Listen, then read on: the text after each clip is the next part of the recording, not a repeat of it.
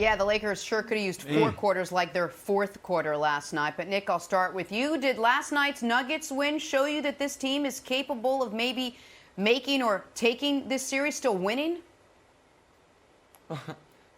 Jenna, I feel like that is a first cousin of one of your favorite questions for me. Are you nervous? And the answer to both of those questions is no. No shot. Listen, folks, I don't know anybody that predicted a Lakers sweep. Before the playoffs, I said Lakers in 6 over the Nuggets. Before the series, I revised that to Lakers in 5 over the Nuggets. And I will stick with exactly that. I think the Lakers are going to win 5-game series in each and every round of these playoffs. And I think I said that yesterday. There's a weird thing that happens in playoff basketball, which is if you pick a team to win a series in 5, 6, or even 7, when you're doing those picks, you are baking in losses. Yet we treat every loss like it is a massive disaster. The Lakers were on a 6-game playoff winning streak going into last night.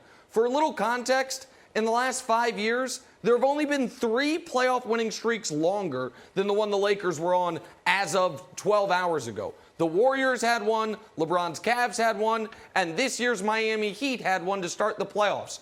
Teams don't win 7, 8, 9 playoff games in a row typically, and the Lakers, what happened to them yesterday was they thought that the Nuggets' spirit was sapped with the gut punch from Anthony Davis in Game 2, and the spirit was not sapped, and the Nuggets came out sharp. The Lakers came out flat. Their role players could hit no shots. Rondo was regular season Rondo for 3.5 quarters until playoff Rondo kicked back in, and the Lakers dug themselves too big of a hole. So it was a great job by Jamal Murray, a good game by Nikola Jokic, a fantastic game by Jeremy Grant, and credit to him. And LeBron, despite the 30-point triple-double, had way too many careless turnovers and oddly ran out of gas, it would appear, in the final few minutes of the game. But Brandon, my concern level is approximately 0% as far as the Lakers' ability or lack of ability to win this series. Wilds? Jenna, I don't think the Nuggets care that Nick's at 0%.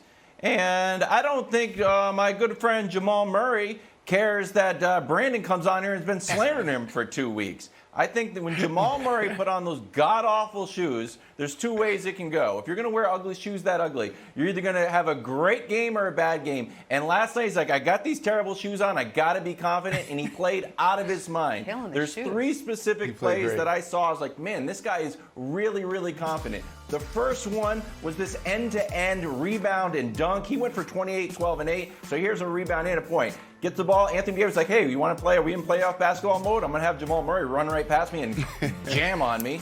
LeBron's like, oh, boy, what are we doing? Next one, pass around Danny Green. We're going time machine back to the 3rd quarter. Little high pick and roll, whoop, right around you. That's just sort of the confident play that, like, you don't normally see from a guy who's just kind of getting it done. He's starting to play with some real swagger. And then there's this one. The only thing worse than when you take a 3 and you leave your hand up is when you take a 3 and you quickly put it back in your pocket like a gunfighter.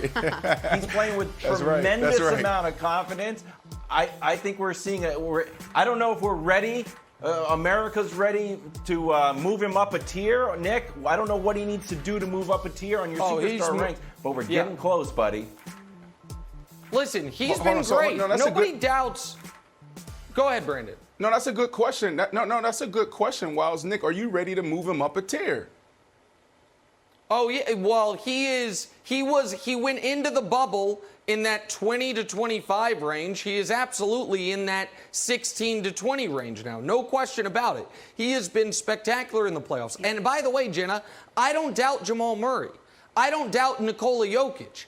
The problem is, for the Nuggets, I do doubt whether or not Porter, Grant, and Monty Morris are going to combine to go 16 of 24 in the same game where Danny Green, Caruso, and Rondo go 6 of 23. Like, I don't think that is going to happen. And we showed, Jenna, that Jamal Murray dunk. That put him up 20. Less than 5 minutes left. it's a 3-point game. And then LeBron had a bad turnover. KCP missed a wide open 3. Then LeBron missed a 3. 3 consecutive possessions. The Lakers had a chance to tie the game after being down 20 moments prior, and they couldn't finish it off. So the Nuggets, I have not disrespected the Nuggets. I picked them to beat the Clippers. The Nuggets are an excellent team. They're going to lose Game 4, and they are not going to come back from 3-1 down against LeBron James. But that doesn't discredit anything they've accomplished up to this point. All right, well, the Lakers can take. now, as LeBron said, put this behind them and shift their focus to Game 4 tomorrow night. Thanks for watching. Subscribe here to get the latest from the show. Also, be sure to check out more of the best clips from First Things First, or go watch a few segments from our other shows on FS1.